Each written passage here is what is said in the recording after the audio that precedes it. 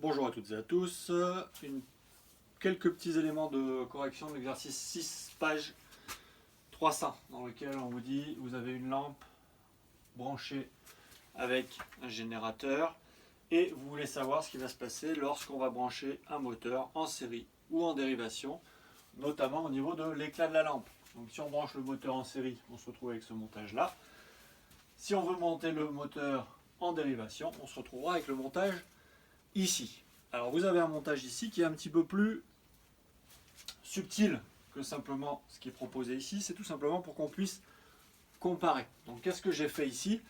J'ai fait donc mon circuit en série avec mon moteur. Et si vous regardez bien, j'ai un fil ici qui part de l'entrée de mon moteur après la pile et qui va donc à l'entrée de mon ampoule. L'entrée de mon moteur se trouve ici, l'entrée de mon ampoule se trouve ici. Donc j'ai mis un fil à cet endroit-là. Qu'est-ce que signifie ce fil? Tout simplement, j'ai court-circuité pour l'instant mon moteur. C'est-à-dire que j'ai ce montage-là, puisque le moteur ne fonctionne pas. Quand je vais débrancher ce fil-là, je vais me retrouver donc dans la situation du circuit en série avec l'ampoule et le moteur. Et comme ça, je vais pouvoir comparer et voir ce qui se passe au niveau de l'éclat de l'ampoule. Donc je débranche. Alors, pour moi, c'est flagrant. Je ne sais pas au niveau de la vidéo ce que ça donne, mais on voit bien que lorsque je débranche mon court-circuit ici, je me retrouve avec une ampoule qui brille moins. D'accord ? On remarque aussi que le moteur ne tourne pas, ce n'était pas dans l'énoncé, mais on a donc l'énergie de la pile qui est bien séparée entre les deux dipôles. Ça ne permet pas au moteur de tourner et ça ne permet pas à l'ampoule de s'éclairer normalement.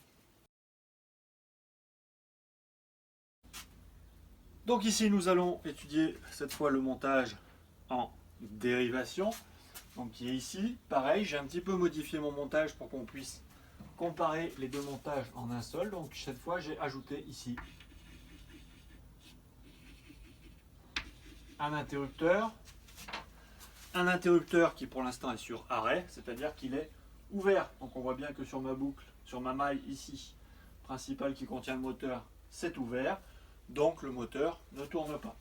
Lorsque je vais fermer mon interrupteur, je vais voir ce qui se passe.